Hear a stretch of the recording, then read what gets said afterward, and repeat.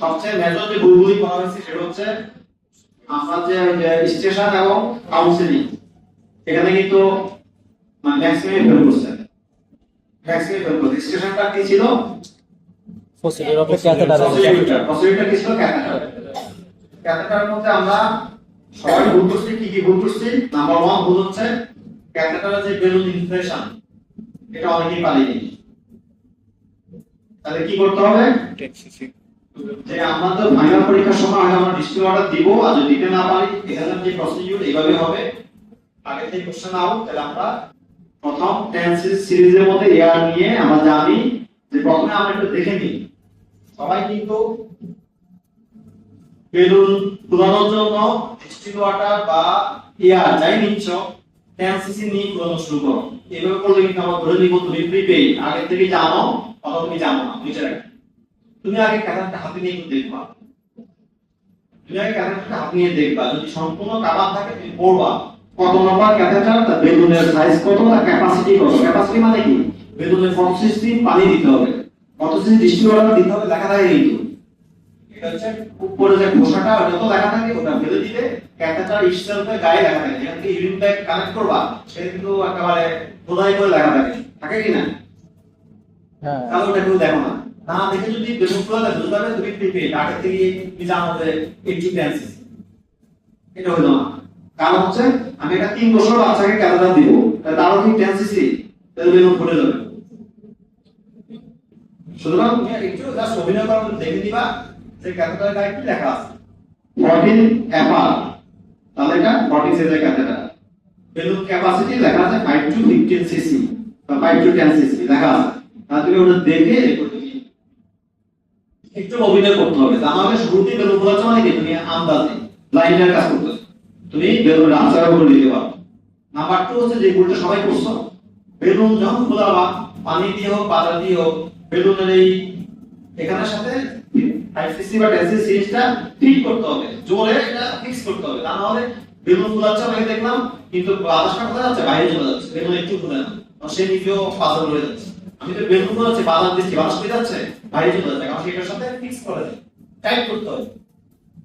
এই ভুলটা অনেকে করে বেলুনই ফুলাতে পারে না। এটা হচ্ছে এক গ্রুপ, বেলুনই ফুলাতে পারে না। 2 নম্বর গ্রুপ টাইট করে ফিক্স করছে, বেলুন ফুলাইছে কিন্তু ধরে রাখতে পারছে না। সে বেলুন ফুলাইছে, এই যে দোষটা, এই যে বেলুন ফুলাই দাও এরপরটা সিরিজ ছেড়ে দিতে বেলুন আবার ছোট হয়ে যাচ্ছে, কারণ তো নেগেটিভ প্রেসার। তাহলে বেলুন ফুলানোর পরে সিরিজটা কি করবা? ছেড়ে দিলে বাতাসটা আবার সিরিজে চলে আসবে, পানিটা আবার সিরিজে চলে আসবে। তাহলে ওটা ওভাবে প্রেসার দিয়ে খুলতে হবে। প্রেসার দিয়ে ধরে পিস্টনটা প্রেসার দিয়ে ধরে এরপর খুলতে হবে। দিছেন ক্লিয়ার? বেলুন ফুলানো অবস্থায় এই সিরিঞ্জটা সম্পূর্ণ তুমি ঢুকাই দিতে হবে। সিরিঞ্জের পানি বা বাতাস এটাকে চাপ রাখা অবস্থায় এটা খুলতে হবে। আর চাপ না রাখো তাহলে বাতাস বা পানি আবার চলে আসবে ব্যাক করে সিরিঞ্জ। তাহলে বেলুন ফুলাইছো অটোমেটিক এটা চুপসাই গেছে। তখন এক্সামিনারের কাছে তুমি পাগল হয়ে গেলে মজা হবে যে তুমি কখনোই ক্যাপচার করো না। ক্লিয়ার? এই দুটো প্রসিডিউর ক্লিয়ার তো? এই দুটোই কিন্তু আমাদের 90% পারে নাই। তাহলে এটা যাতে ফাইনাল পরীক্ষাতে ভুল না হয়।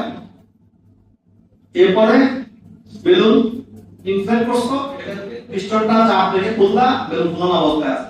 এরপরে ডিফ্লেক্ট করার সময় সেই লাগালা ফিক্স করলা ভালো করে, এরপরে টান দিবা চলে আসবে। ঠিক আছে? এইটুকু আমরা দেখতে চাই। তাহলে খুব একটা কঠিন না, ওরা করতেছে করো, সবাই প্র্যাকটিস করে করে এখানে কনফার্ম করো যে আমি পারি। তারপর এখানে আমরা থিওরিটিক্যাল কিছু প্রশ্ন করব। আর আমরা একটা ক্যাথেটার করার সময় কি কি জিনিস, what are the requisites, prerequisite, আমাদের কি কি লাগবে, আমাদের কি কি লাগবে খুব সুন্দর করে বলতে হবে। নাম্বার 1 হচ্ছে কনসেন্ট অফ দ্য পেশেন্ট, পেশেন্টের কনসেন্ট ছাড়া ক্যাথেটার করা যাবে না। নাম্বার 2 হচ্ছে অ্যাটেন্ডেন্স, অ্যাটেন্ডেন্স একজন লাগবে। ঠিক আছে? অ্যাটেন্ডেন্স না বলতে সবচেয়ে ভালো হবে বলা অ্যাসিস্ট্যান্ট। কারণ অ্যাটেন্ডেন্স শুধু দাঁড়ায় কলা গাছের মতো দাঁড়ায় থাকে, অ্যাটেন্ডেন্স লাগে, আমাকে হেল্প করতে হবে। আর একা ক্যাথেটার করা যায় যায় না। একা যদি তুমি ক্যাথেটার করতে যাও তাহলে তুমি আনস্টেবল হয়ে যাবে। কেন আসতেছি আমি। তারপরে তোমাকে আর কি কি জিনিস লাগবে? Catheter proper size catheter according to patients age and sex. Catheter কি কোন সাইজ লাগবে, পেশেন্টের এজ এবং সেক্স হিসাবে ক্যাথেটার লাগবে। নাম্বার 2 হচ্ছে ইউরিন ব্যাগ লাগবে। নাম্বার 3 হচ্ছে ডিস্টিল ওয়াটার লাগবে। নাম্বার 4 হচ্ছে Syringe. ডিসপোজেবল সিরিঞ্জ লাগবে। ডিসপোজেবল সিরিঞ্জ বলতে শুধু সিরিঞ্জ বলতে হবে না, ডিসপোজেবল সিরিঞ্জ লাগবে। নাম্বার 5 হচ্ছে Lidocaine. লুব্রিকেন্টস জেসমিন জেলি লাগবে, ঠিক আছে। নাম্বার 6 হচ্ছে গ্লাভস লাগবে। নাম্বার 7 হচ্ছে একটা কিডনি ট্রে লাগবে উইথ সাম টিস্যু আর বলস, ঠিক আছে। নাম্বার 8 হচ্ছে Microphone. টর্চ লাগবে, মাইক্রোফোন লাগবে বা অ্যাডহেসিভ ট্যাপ বলো, মাইক্রোফোন না বলতে বলো অ্যাডহেসিভ ট্যাপ লাগবে, ঠিক আছে। আর কিছু anything more We don't have it. আর কিছু লাগবে না। তাহলে এই সবগুলি কথা বলতে হবে একবার দ্রুত। আমরা করি কি পরীক্ষার সময় একটা বলে দাঁড়ায় থাকি, টিচার যদি বলে ইয়েস কম আগে, এটা একটা ব্যাড জিনিস। স্যার ক্যামেরা লাগবে, এরপর আমার বলতে এরপর না বলতে তার বসে থাকে। আমি যদি এরপর বলি তখন সে মুখ খুলবে না, বুঝবে না এটা কেমন ধরনের কথা। তুমি তোমার জানো what are the prerequisite for catheter, তুমি বলতে থাকো যে পেশেন্টের কনসেন্ট লাগবে, inform consent, attendant assistant, catheter staff, এগুলো বলতে থাকো, একেবারে বলতে থাকো। আমি কি বলবো থামো থামো ভাই থামো, কেন আমার তো সময় নষ্ট হচ্ছে, কারণ সে সব পারে তাকে খাওয়াই দিব উল্টা। আর তুমি যদি বলো অ্যাসিস্ট্যান্ট লাগবে, তখন আমি বলবো এরপরে কি লাগবে, ক্যামেরা লাগবে, এরপরে কি লাগবে। তুমি একটা বলবো আমি এরপরে বলবো, এটা কোনো প্রসিডিউর হলো না। আমি বলবো তুমি বলবা, আমি না বলতে তুমি যুক্তি বুঝবে না। এটা কি হবে তাও তুমি তোমার গর্ব সব বলতে হবে। এটা বেশিরভাগই ভাইবাতে এবং এসব হসপিটালে লেগেই হচ্ছে। না খোসা না দিলে কথা হয়ে যায় না, ঠিক আছে। আমরা তো জানি খোসা দিয়ে কথা বলা নিষেধ, এই তাহলে এটা গেল। ক্যাথেটার নিয়ে কোনো প্রশ্ন আছে? এখানে আমরা কতই টেকনিক্যাল প্রশ্ন করি, যেটা আমরা পরীক্ষা হলে দৃষ্টিওয়ালা ছাত্র দিতে পারি না, আমরা এখানে কয়েকটা প্রশ্ন করি। পাতা দিয়ে যে হলো না, আমাকে প্র্যাকটিক্যালি রোগী সেদিকে বেলুন প্রদর্শন পাতা দিয়ে বুঝাই না না, উত্তর দক্ষিণে মাথা না হয়, কিন্তু কেন না এটা এটা বেশি থাকবে। পাতা দিয়ে যদি আমরা বেলুন বুঝাই বেলুনটা খুলে থাকবে ইউরিন প্রপার ড্রেন হবে না, হয়তো 5 সিসি ইউরিন বের হবে, এরপর বের হবে, পাতা এটা উপরে বেশি থাকবে।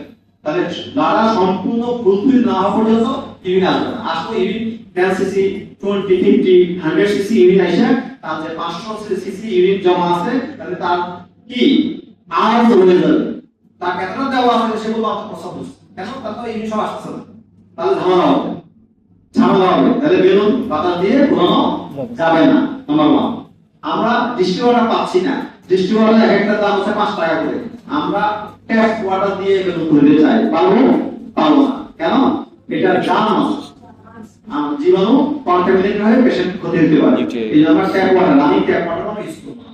এবার আসো পেশেন্ট একটা অবস্ট্রাকশনের রোগী, অপারেশন রোগী, তার হার্টসোল স্যালাইন চলতেছে, ডিএনএস চলতেছে, ডিএ চলতেছে, ওই ফ্লুইড দিয়ে আমরা ক্যাথেটার বুঝতে পারবো না, কেন পারবো না? ওখানে সল্ট আছে, সল্টটা বেলুনের চ্যানেলটা হচ্ছে একেবারে চুলের মতো চিকন, একেবারে চুলের মতো চিকন, এই চ্যানেলটা সল্ট জমে কি অবস্ট্রাকশন করবে। তখন আমাদের পরবর্তীতে বেলুনটা আমরা বের করবো বা ক্যাথেটার বের করবো, তখন ট্রিটমেন্ট হবে না, তখন হবে আরেকটা লাইন। তাহলে আমরা কোনো ফ্লুইড দিয়ে বেলুন খুলবো, ক্লিয়ার? তাহলে এগুলো ব্যাখ্যা করে জানতে হবে, কেন কি দিয়ে পারবো না, কেন না, ঠিক আছে। কি দিয়ে করবে, কেন না, কেন এটা দিয়ে, কেন ওটা দিয়ে না, এই কেন তো জানতে হবে, তাহলে হবে না, ঠিক আছে। স্যার এটা কোশ্চেন করা হয়েছিল যে আমাকে এই যে মানে আমি যদি ইমার্জেন্সি অবস্থায় ডিস্টিল ওয়াটার না পাই তাহলে কিভাবে এটা ম্যানেজ করব? তুমি যদি ইমার্জেন্সি অবস্থায় ডিস্ট্রিবিউটার না পাও তখন কি করবে? এরকম এগুলো কোশ্চেন না, সেগুলো কোশ্চেন তুমি ইমার্জেন্সি মুখ দিয়ে খাবা, নাক দিয়ে খাবা, আবার কানে দিয়ে খাবা, তাই তো হোসেন স্যার আমার করছিল। কেন ডিস্ট্রিবিউটার কোথায় গেছে? চায়না চলে গেছে না হলুদ প্রমাণিত চলে গেছে, কোনটা না স্যার অ্যাভেলেবল হবে না এমন কোনো বই নেই। মানে হোসেন স্যার আমাকে এটা জানতে চাচ্ছিল যে ডিস্টিল ওয়াটার না পাওয়া গেলে কিভাবে কি করে ম্যানেজ করব আর কি। কিভাবে ম্যানেজ করবে, বলো কিভাবে ম্যানেজ করবে, কি বলছো, উত্তর কি বলছো? আমি বলিনি স্যার। হ্যাঁ তো জিজ্ঞাসা করো নাই, স্যার তখন তো সময় কম ছিল, সময় কম। প্রসিডিউর একান্ত যদি থেকে যাও তুমি যেটা তুমি অনৈতিক কাজ করবা, অনৈতিক কাজ হচ্ছে তুমি যে তুমি সামনে পেশেন্টটা যে স্যালাইন তো দোকান থেকে নিয়ে একটু ঘুরে দাও, ওরা কাটা ঘুরতে আছে, ওই তো ব্যথা চিৎকার করতেছে, তাহলে কি করতে হবে? এখানে সমাধান হচ্ছে এরকম, যদি এটা বলা যাবে না, এটা হচ্ছে তখন তোমার প্র্যাকটিক্যাল কাজের জন্য। মনে করো এখন থেকে 2 বছর আগে ডাক্তারি করতো, তুমি ডিস্ট্রিবিউটার ওখানে কোনো দোকানে নাই, পেশেন্টের এত বেশি রিটেনশন আছে, পেশেন্ট মরে যাবে, তুমি ডিস্ট্রিবিউটার খুঁজতে গেলে পেশেন্টের ইউরিন ব্লাডার কি রান্স হইতে পারে, তখন যে তুমি পাচ্ছ স্যালাইন করি বা ট্যাপ ওয়াটারে দিয়ে ঘুরে দাও এরপর তুমি ডিস্ট্রিবিউটর আনতে দাও আবার এটা ডিসপ্লেট করে আবার ডিস্ট্রিবিউটরে ঢুকাও বুঝলো বুঝছে তুমি আপাতত পেছনে স্যালাইন চলতেছে 2 মিনিট দিয়ে ঘুরে দাও লবণ তো চলে গেছে এরপর তুমি 10 মিনিট পর ডিস্ট্রিবিউটর নিয়ে আসবে বা 1 ঘন্টা পরে নিয়ে আসবে তাহলে এটা রিপ্লেস করো যাবে তখন তো আর 40 স্পিড হবে না তখন স্পিড হবে তো পয়েন্ট দিন সময় লাগবে লবণ দিন জমতে তো সময় লাগবে তবে লবণ একটু দিছি 2 নম্বরে কাজ করছি করে দাও ঠিক করে দেবো পেশেন্টকে বাঁচাই কিন্তু এগুলি কৃষ্ণার খাতা ভাইবার দিলে পাওয়া যাবে না এগুলো হচ্ছে তোমার 2 নম্বরে বুদ্ধি পেশেন্টকে বাঁচাইতে হবে ঠিক আছে প্র্যাকটিক্যাল এক্সপেরিয়েন্স বলুন কিন্তু এটা কম প্রশ্ন হবে না এটা কম প্রশ্ন হয় না ঠিক আছে তারপরে ক্যাথেটার রিলেটেড আর কোনো প্রশ্ন বলা নাই আছে এখানে শুধু আরো দুটো প্রশ্ন করি করছি আমি সেটা হচ্ছে ক্যাথেটার কয় ধরনের আছে এটা নাম কি পুরোপুরি আমাকে বলতে পারি বলতে হবে bi channel self retaining bi channel self retaining policy তিনটা শব্দ বলতে হবে তাহলে হবে বাই চ্যানেল ক্যাথেটার বলতে হবে না বাই চ্যানেল সেলফ রিটেইনিং সে নিজে নিজে ভিতর থাকে তাহলে সেলফ রিটেইনিং পলিস ক্যাথেটার আর কি কি ধরনের ক্যাথেটার আছে plain rubber catheter tri channel self retaining Foley's catheter tri চ্যানেলের থার্ড চ্যানেলের কাজ আর ইরিগেশন পারপাস ইরিগেশন শেষ হয়ে গেছে তখন ওই চ্যানেল কি করব বেঁধে দিব আমরা প্র্যাকটিক্যালি কি করি ডিসপোজাল সিরিঞ্জের ক্যাপটা সুইচের ক্যাপটা এটাকে উল্টা করে এটাকে ঢুকাই দিই এখান দিয়ে আর ফ্লুইড বা ইউরিন চলে আসবে না ঠিক আছে প্র্যাকটিক্যাল এক্সপেরিয়েন্স জানতে চাই তারপর হচ্ছে প্লেন রাবার ক্যাথেটার কখন আমরা ইউজ করব টেম্পোরারি ইভাকুয়েশন একটা পেশেন্টে অ্যাপেন্ডিক্স করছি তাকে আমরা ক্যাথেটার দিব না ছোট্ট একটা অপারেশন মধ্যে ক্যাথেটার প্রত্যেক অপারেশনে ক্যাথেটার লাগে না কিন্তু আমরা জানি স্পাইনাল সিস্টেমের একটা সাইড এফেক্ট হচ্ছে রিটেনশন ফার্স্ট টাইম রিটেনশন প্রথমটা ইউরিন রিটেনশন হয় স্পাইনাল সিস্টেমে দেওয়া হয় আমরা পোস্ট অপারেটিভ রুমে আমরা প্লেন ক্যাথেটার দিয়ে একটা পিন নিউট্রালি ইউরিনটা বের করে দিলে পরবর্তী পেশেন্ট নিজেই ইভাকুয়েট করতে পারবে তাহলে for temporary evacuation for single time evacuation একবার প্রস্তাব করানোর জন্য আমরা পলিস ক্যাথেটার দেওয়া দরকার নেই সেলফ রিটেইনিং পলিস ক্যাথেটার দেওয়া দরকার নেই আমরা প্লেন ক্যাথেটার দিয়ে পিন নিউট্রিয়া দিয়ে ইউরিনটা বের হয়ে গেলে আবার ক্যাথেটারটা সাথে সাথে ইউরিনও বের হয়ে গেল ক্যাথেটারও বের হয়ে গেল এটা প্লেন রাবার ক্যাথেটার এখানে প্র্যাকটিস কম হয় ক্লিনিকে আছে বিভিন্ন ক্লিনিকে পাওয়া যায় তাহলে ক্যাথেটার সম্বন্ধে আমাদের ক্যাথেটার আমরা অটোক্লাভ কিভাবে সরি কিভাবে করব ইনস্টলেশন কিভাবে করব ইনডিভিজুয়াল অফসেট ঠিক আছে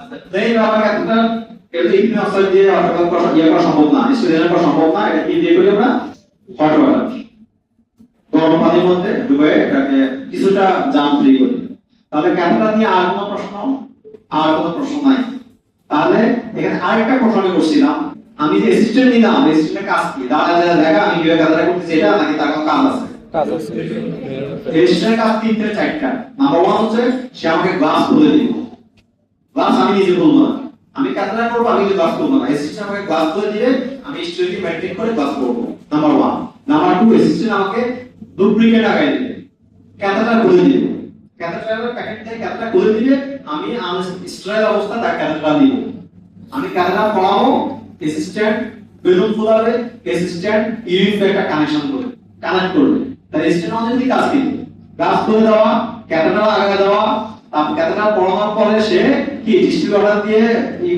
বেলুন ফুলাবে সে ইউরিন ব্যাগে কানেকশন দিবে সে মানে লুব্রিকেন্ট সাপ্লাই দিবে সে অ্যাডহেসিভ ট্যাপ দিয়ে থাইতে ফিক্স করবে তাহলে অ্যাসিস্ট্যান্টের অনেকগুলি কাজ অ্যাসিস্ট্যান্ট ওই যে সে অ্যাসিস্ট্যান্ট হতে হবে না তাহলে সে মেডিকেল পাস করা হতে হবে সিস্টার ওয়ার্ড বয় হতে হবে যে জানে রোগীর অ্যাটেন্ডেন্স কে অ্যাসিস্ট্যান্ট হিসেবে দেওয়া হয় ক্লিয়ার 11টার সময় ইনসার্ট সব শেষ আগাম প্রশ্ন মনে হয় নাই আছে নাই